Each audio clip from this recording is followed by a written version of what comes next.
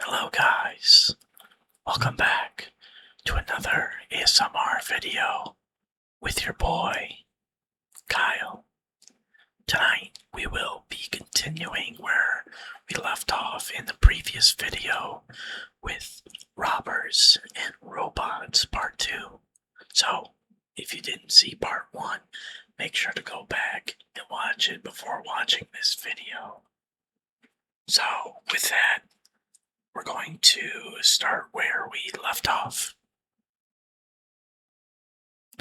Wow, Dennis says in a whisper. This is a big place. Yeah, during the week it's full of people, but it's kind of creepy with no one around. Excuse me. Dennis takes a position. Dennis takes a position to serve as a lookout into the warehouse area. You quickly explore the back of the truck, but you see only a few empty boxes.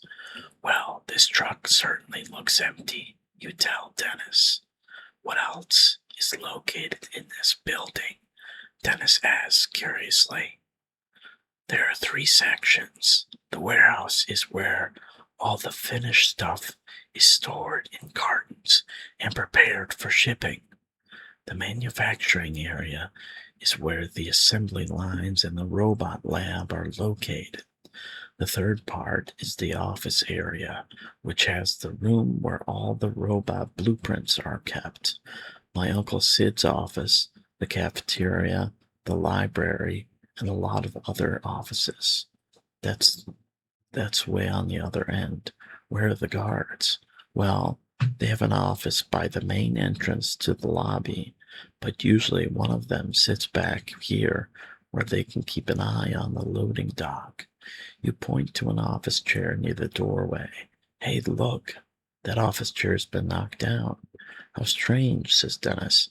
I wonder if something's going on. I don't know, Terry. Excuse me, this doesn't look too good. Maybe we should just leave and call the cops. Choice number 1. If you want to check around the warehouse to see if anyone is in the shipping or storage area, turn to page 15. If you decide that you'd better call the police instead of getting involved further, turn to page 22. If you want to go to the manufacturing part of the building where the robot lab is located, turn to page 141.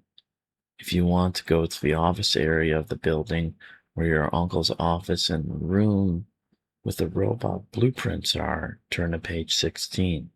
If you want to call out for the guards, Milton Ed, turn to page 148.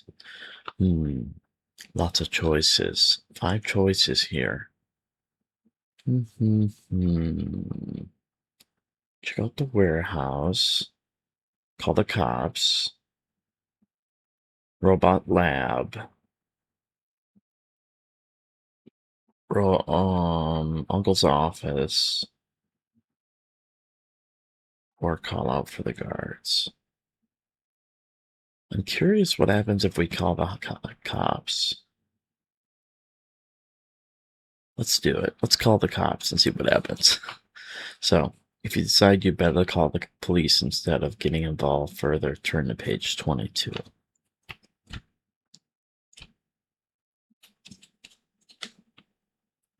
Well, it's pretty, it wraps up fast here. There's only 2 pages and that says the end. So, let's read.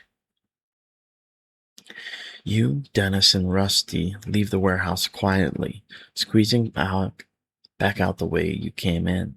You try to stay out of sight until you can get to the telephone booth on the bridge.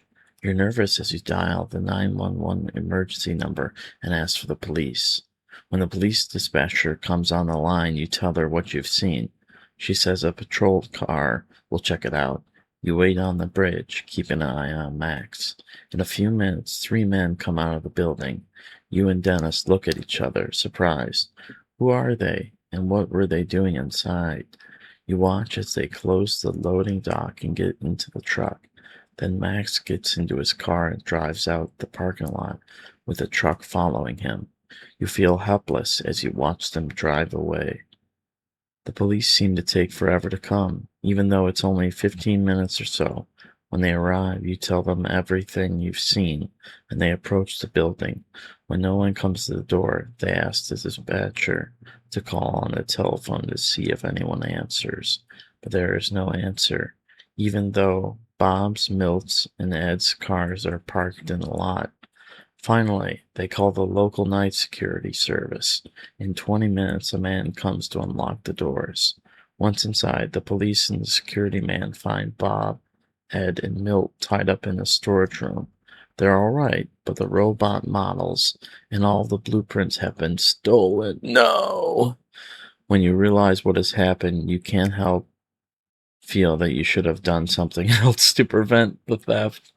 Dennis tries to reassure you, and Bob says he'll help you build another robot if Bert isn't recovered. But you know it'll never be the same. Fortunately, using the information you gave about Max and the rental van, the police arrest him at the airport. Oh, nice! That same night as he tries to board a flight out of the country.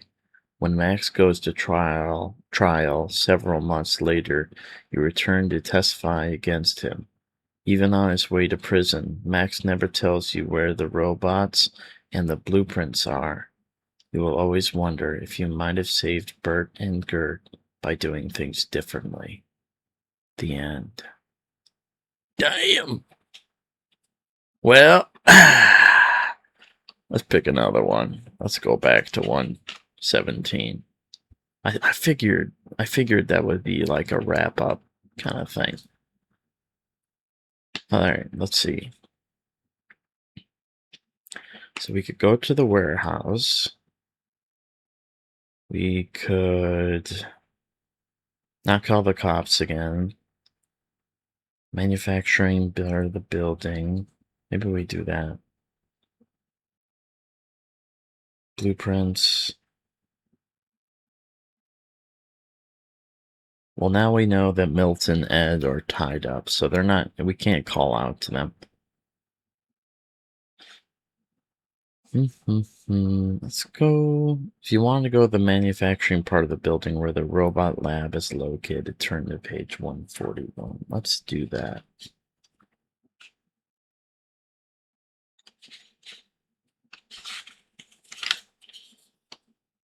All right. This way, you say to Dennis as you start cautiously through the warehouse.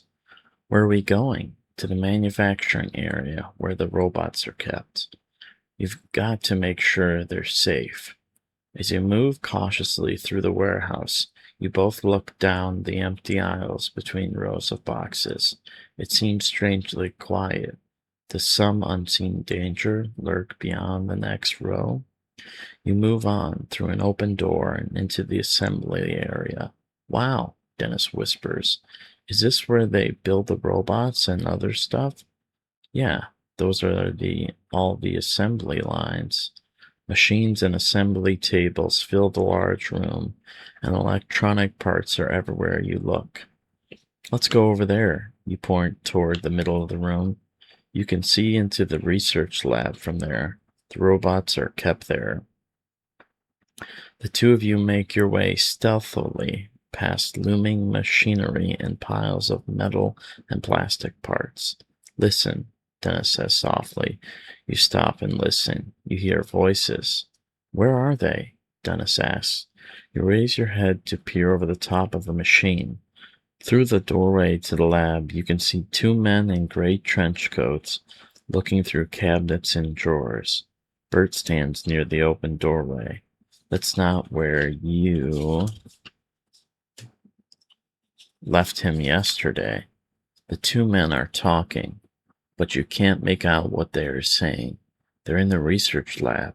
Dennis sneaks a glance over the top of the machine and sees the two men also.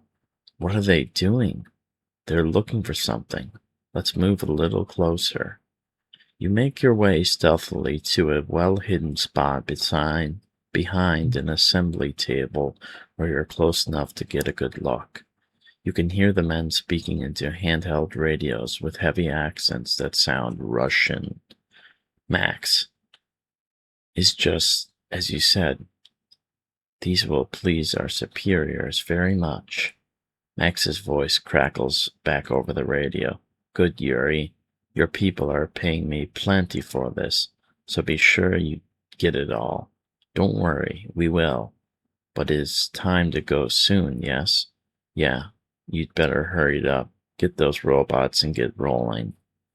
Choice number 1. If you want to stay and observe the two men a while to find out what they're doing, turn to page 60.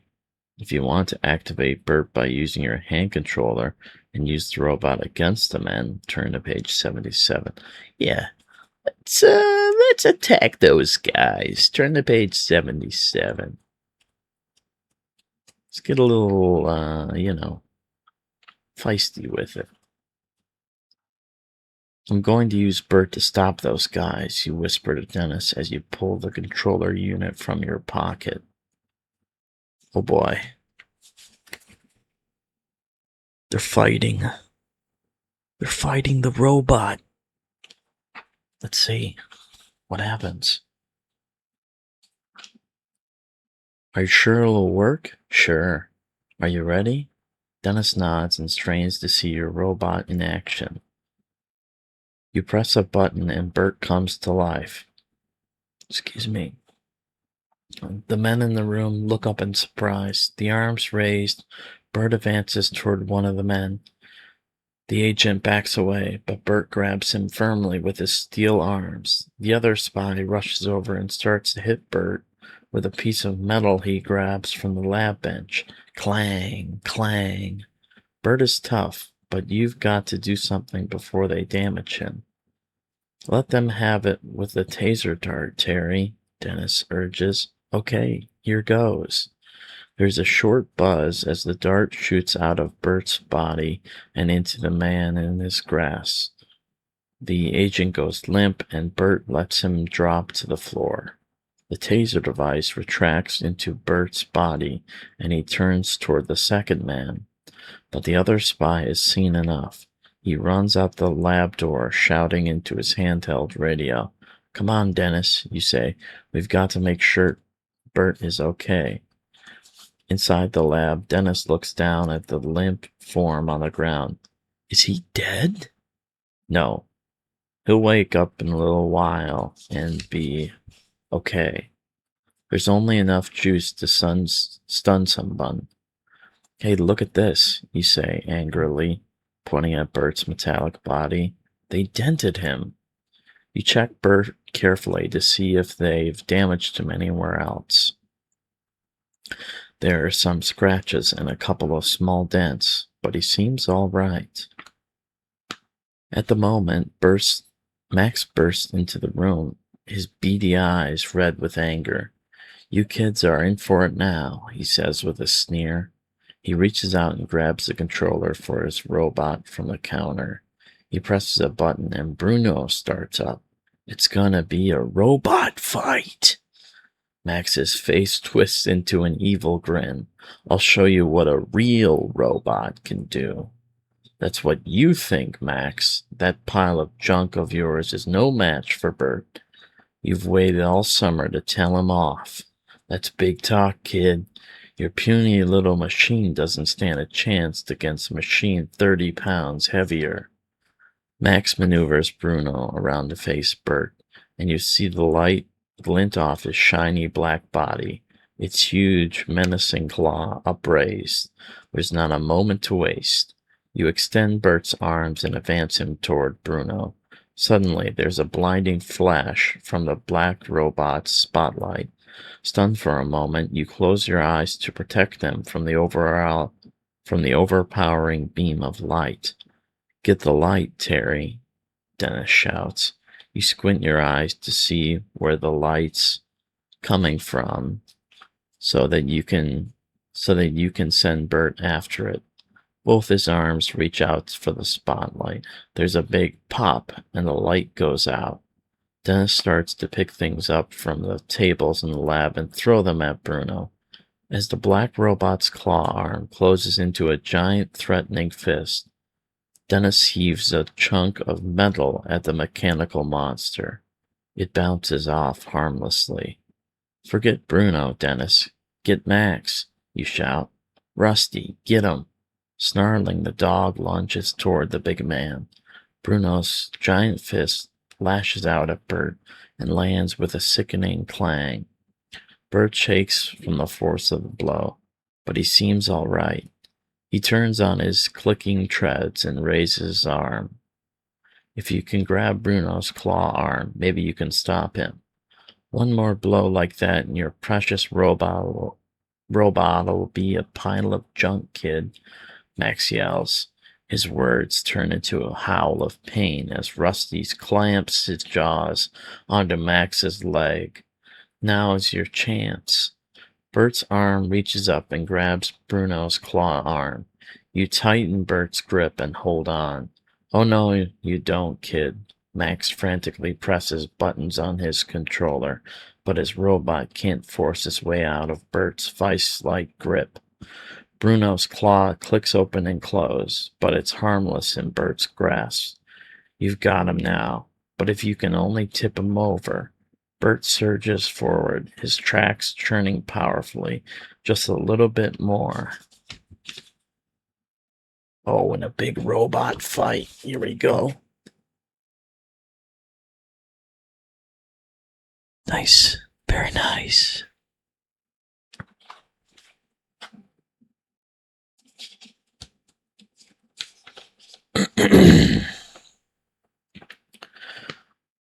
With a thunderous crash, the big black machine topples to the floor, its wheels spinning harmlessly.